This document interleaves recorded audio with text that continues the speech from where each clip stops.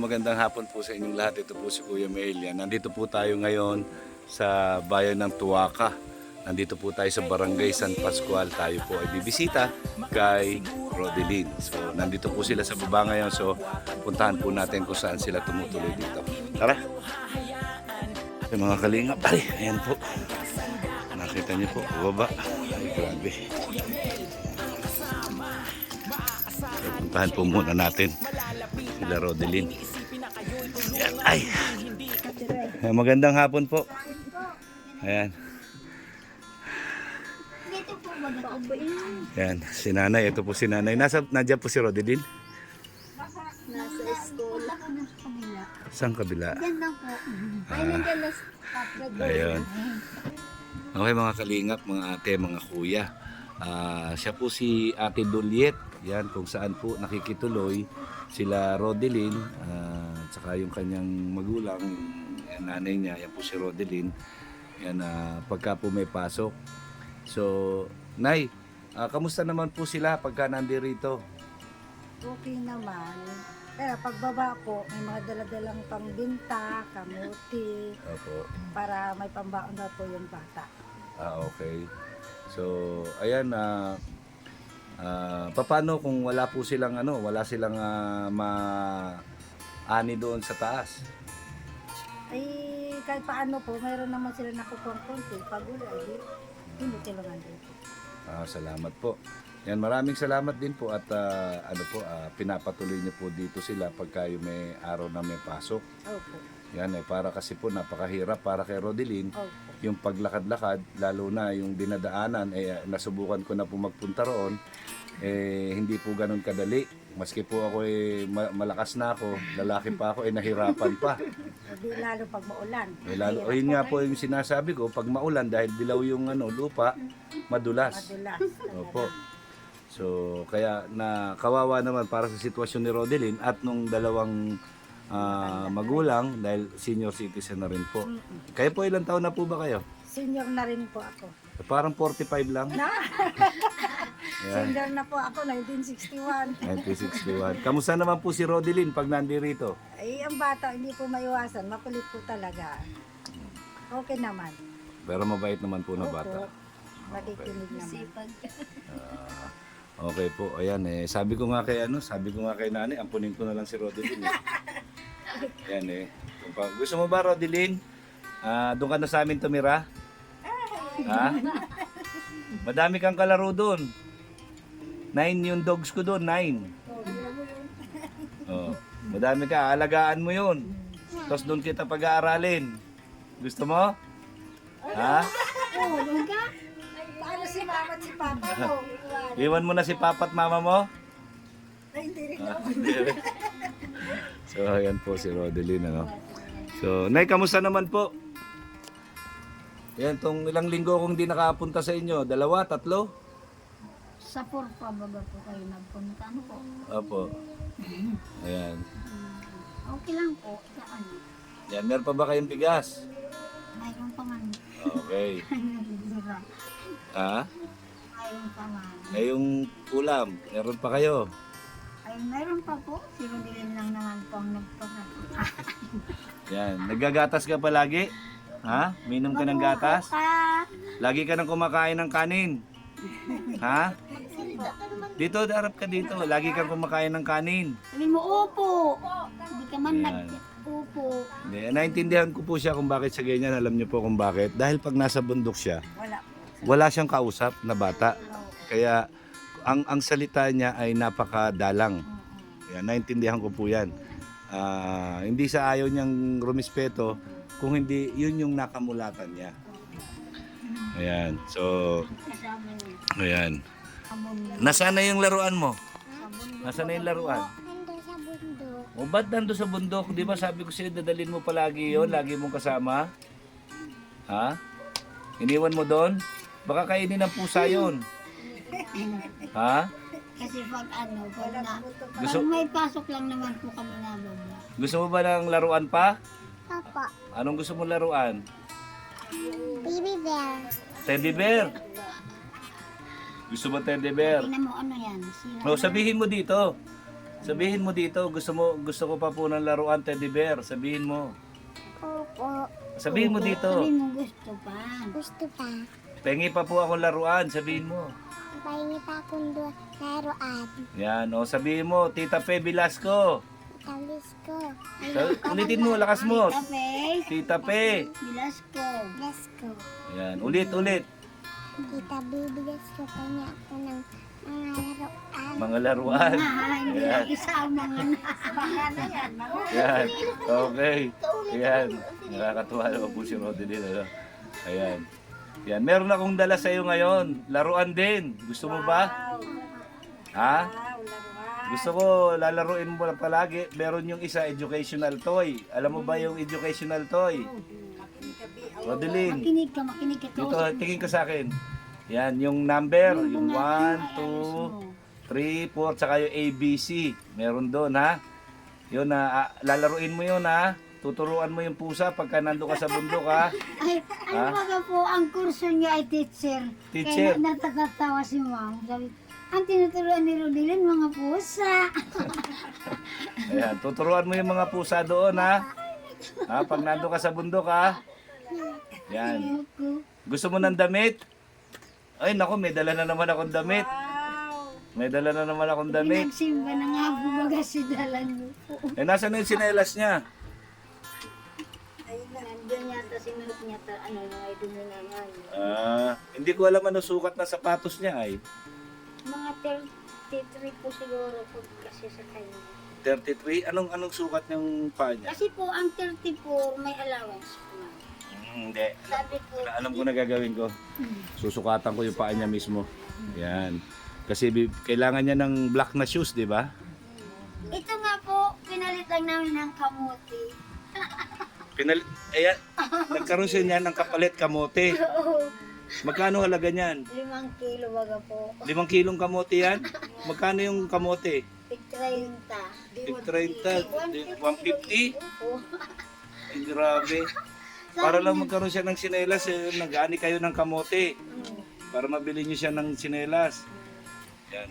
Yan mo, pagbalik ulit sa susunod dito. Kasi yung, hindi ko matansya yung sukat ng paa niya, baka mamaya pagdating ko dito, biglang lumaki ito. Hindi kasi ako makadalas po makapunta, gawa ng lagi po akong kasama ni Kuya Bal sa mga mission na ginagawa niya. Kaya bihirang-bihira ako makapunta. Ngayon nagpaalam lang ako, sabi ko magbablog ako dahil matagal na akong hindi nakakapunta sa kanya. Kahit papano may dala ako na para meron silang makonsumo sa pang-araw-araw nila. Kasi yun ang mahirap yung pangkonsumo sa araw-araw dahil nga yung kinikita nila tulad niyan, 5 kilong kamote yung bit-bit nyo, ang bigat-bigat, ang layo ng pinagano, isang tsinelas lang. Di po ba? Para lang mabigay yung ng bata. So, ayun po yung inaano ko dahil kawawa naman si Rodeline, yung kanyang future ba. Diba? Yan yung nakita ko kagad sa kanya. Tapos yung pagsasalita niya medyo delay. Kasi nga, nung nakita ko yung sitwasyon niya doon, ang kausap nilang pusa. Punong kahoy, Punong kahoy, punong ng nyog, kamuting kahoy, kamote, yan, mais. Mani, yun ang kanyang kausap. Yan. Yung may nanganggit yan. So, yan po. Galing ka na ng school, Rodeline. Opo. Kamusta naman si ma'am? Okay lang po. Okay lang si ma'am? Mabait ba si ma'am sa'yo? Yan. Gusto mo kausapin ko si ma'am para maging first honor ka? Ha? Very good ka ba sa school? Opo. Nakakakuha ka ba ng star? Opo. Sabihin mo yan, Ate Fe Velasco, may star po ako. Let's go, may star pa ako. Yan, sabihin mo, Ate Perla Carlson, may star po ako. Dito ka tingin, dito ka. Sabi mo, Ate Perla Carlson, may star po ako. Yan, sana po yan, sa mga gusto pong sumuporta kay Rodeline, no? Ayan po si Rodeline. Yan, nabutan po natin dito sa baba. Yan na binisita natin dahil matagal-tagal na tayo hindi nakabisita. Nasaan po si Tatay Rudy? Nandun po sa aming kubo. Nasa kubo. Nagbabantay yung mga tanim namin. Okay. So, tapos kailan kayo akit sa taas? Baka po biyernes na. Biyernes. Okay. So, So kaya chinempo ko ng ganitong araw dahil alam ko nga nandito kayo sa baba. Ayan, sabi linggo sana ako mapunta, sabi ko nasa taas na naman yun. Ayan, so kahit pa paano, ayan, salamat po talaga kay, ano po pangalan niyo ulit? Idulyot po. Doliet, kay Ate Doliet. Yan, maraming salamat po kasi alam niyo po yung ginagawa ninyo ay isang pagtulong na rin po yan sa kapwa. Yan, huwag kayong mag-alala, huwag kayong humingi ng kapalit. Ang Diyos na ang bahalang magbigay sa inyo ng siksik, liglig at umaapaw na biyaya. Yan. Tandaan niyo po yan, hindi po natutulog ang Panginoon, gising yan. Nakikita niya lahat ng ginagawa nating kabutihan sa ating kapwa. Yan. So, Antay ko siya po sa school. Pagpasok niya, paglabas ko, sama na lang kami. pagka galing niya sa school, anong ginagawa mo? Nagsusulat. Nagsusulat? Oo. Nasaan? Patingin nga nung sinusulat mo. Tingnan ko nga. Tingnan ko nga. Bigay mo Yan, ito po yung ano, ito po yung susulat daw ni Rodeline. Ayan po, oh. Ayan, ano to? ABC, D, F, G, yan, abacada. Yan. Yan, nasa na yung mga iba pang ano mo? Saan? Ay, sino nag-drawing nito? Ikaw? Ang galing ah. Robot ah. Ba't may Jollibee na dito?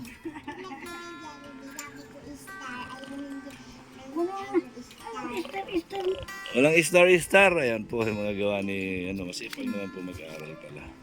Ayan dahil, kulay lang. ayan, nagkulay lang siya dito. Ito yung antay ko pa. Papasamil ko pa. Ayan. Yan ano naman, hindi natin kailangan pilitin yung bata. Kung kailangan, enganyuhin natin.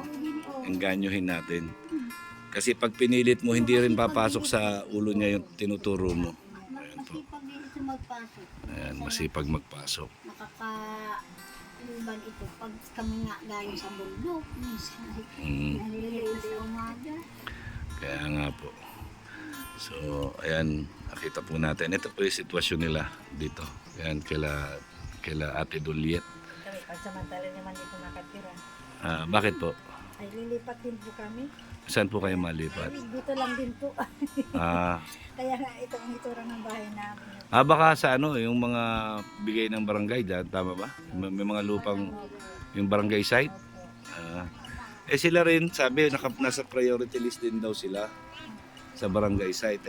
Inaalam ko nga, sabi ko nga doon kay Kagawad kung kailan mabubuksan yung sinasabing yung bagong Diyan po sa kabila po, kabilang yung kay Governor Dong Padilla ba yun?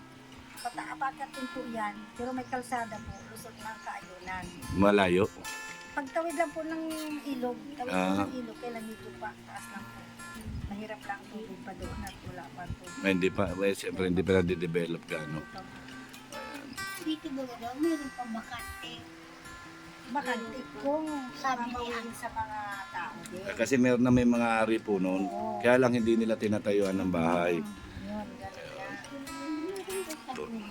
Sa kanyang unahan daw, meron. Ano yan? Orasan? Ang galing ah. Sino gumawa niyan? Ikaw? Ang galing ah. Yan, sabi mo kay Ate Pe at saka kay Ate Perla, yan meron ka pong orasan. Sabi mo, eto po may orasan ako. May orasan po ako. Ayan may orasan po ako. Yan. Inulat sa school. Yung kasi ang isa sa tumulong sa kanila si Ate Fe Velasco at saka si Ate Perla Carlson at si Sarah B. Yan, si Sarah B. Yan, shout out po kay Ma'am Sarah B. Yan, sabi mo. Shout out po Sarah B. Ulit. Lakas mo. Lakasan mo daw. Lakas mo. Shout out po at Tita Sarah B. Dali na. Lakas mo. Daw. Para ikaw. Para bigyan ka pa niya ulit ng laruan. Sabi mo, Ate Sarah B, shout out po. Ate Sarah B. Lakihan mo naman si O nga, salita lakas mo yung boses mo. Ate Sarah B, yan, ito yung sinulat ko sa school. Wow, okay, very good Yan, may binigay sa si Ate Sarah B. Yan, mamaya bibigay ko sa iyo ha. Ayan, may bago kang damit. Wow. Yan, para meron kang pansimba. Mga kalingap, ayan po, nabisita na po natin. Punta po tayo sa baba para maibigay ko yung pasalubong natin kay Rodeline. Yan, nando sa baba. So, ayan po sila. Ayan. Maraming salamat po ulit kay Ate Doliet at kay, ano pangalan niya? Daniela. Daniel. Yan. Pupunta po muna tayo doon sa baba para maibigay ko na po kay, kay Rodeline pasalubong natin. Tara! Okay, yan po sila, sila Rodeline. Yan, kukunin na po namin yung pasalubong ko sa kanila from Ate Sarah B. Yan, shout out po Ate Sarah B. So dahan-dahan lang po dito kasi nakakatakot ito lalo na pag madulas. Yan po, doon pa po sa baba. Oh. So ayan na po sila, ayan, pababa na po. Nakita niyo po medyo matarik yung hagdanan. Mahirap po dito, nag-edit po kami sa gabi. Sa gabi. Kaya alas 10 na kami So ayan na po sila. Puntahan po natin yung motor. Nandito po yung pasalubong. Ayan. So, eto meron ka ditong watercolor. Ayan, no? May watercolor ka dyan. Salamat naman. Tapos meron kang damit. Meron kang toys. Tingnan mo yung toys mo kung gusto mo yung toys. Ayan. Ulitin mo na yan. Yan. Yan, tingnan mo yan. Yung damit, oh. Dami, oh. Favorite color mo yan, di ba? Yan, watercolor yan. Watercolor. Oh. Tapos ito, oh. Yan, oh. Yan, para meron ka, tapos meron ding boy and girl. Yan, tapos ito, yung mga letters yan, baka nandiyan sa loob. Tingnan mo. Ah, ito pala. Yan, tapos ito yung gatas. Ayan, oh, meron. Ito, no, ano pa. Yan yung gatas, maraming gatas sa sukal sa mga dilata. So, ito pa, oh. Yan. Nahulog, oh. Yung mga letters, may magnet yan. Yan, para mabuo niya dyan yung pangalan niya. Ayo, bibi, ito pala bibi. Ang anong ilagay dyan. Yan. Pag bibili pa tayo niyan para madami. Yan pa. Yan. So, ayan po. Maraming salamat. Okay. So, ayan po yung nila. So, maraming salamat, Nay. Maraming salamat po kay Sarah B. Yan, pasalamat po kayo kay Sarah B. Salamat kay kay Sarah B. Nagbigay naman kayo ng pagkain sa amin. Hindi namin inaasahan na mayroong magbibigay sa amin. So, Maraming salamat na lang. salamat ka kay Tita Sarah B. Maraming salamat, Ate Sarah B. Yes. Saka, Bigyan mo ako ng mga kawatan. Oh, ang dami, no? Yan. sa Panginoon din, magpasalamat tayo. Salamat kayo sa Panginoon. Maraming salamat din sa Panginoon. Dinamit din sila para magbigay sa atin. Yan. So tapos na ito, para may panggastos-gastos kayo, pambaon-baon ni Rodeline ha. Yan, ingat kayo parate ha. Yan, basta Bibi, teka muna. babalikan ko kayo dito ha. Bye-bye Rodeline. Ingat, thank you po. Bye-bye. So ayan na po sila. Bye-bye. Sige na, bye-bye. Ayun, dahan-dahan ha. Yan po, paakyat na sila. Yan, doon po sa taas. Okay. So yun po mga kalingap, maraming salamat po ulit kay Ate Sarah B, kay Ate Perla Carlson, yan, kay Sir Finn Bethlehem Sansen. Yan, shout out po, maraming salamat po sa inyo. Ha? Ayan niyo po, baka bago mag-graduation makarating ako. Bye-bye! Okay, salamat din po. So yun po, ang laging sinasabi ni Kuya Mail, ang gumagawa ng mabuti sa kapwa ay pinagpala. Yan, nakagawa na naman po tayo ng kabutihan sa ating kapwa. Nakatulong tayo kahit papano. At sana po ay marami pang sumuporta sa mga beneficiary natin dito sa mga bata. Kasi po talagang napakahirap po ng buhay. So, ayan po mga kalingap, mga ate, mga kuya. Huwag po natin kalimutan, Bal Santos Matubang at Teda Vlogs and Kalingap Rab. Yan. At siyempre ang Team DSN. So, ayan po, maraming salamat. Ngayon po ay pupunta naman tayo ng Panganiban, from Tuwaka to Panganiban po tayo. Ayan, atin pong bibisitahin si Tatay Alexander. So, maraming salamat po. Yan. God bless po sa ating lahat, and I love you 3 times a day. Bye-bye.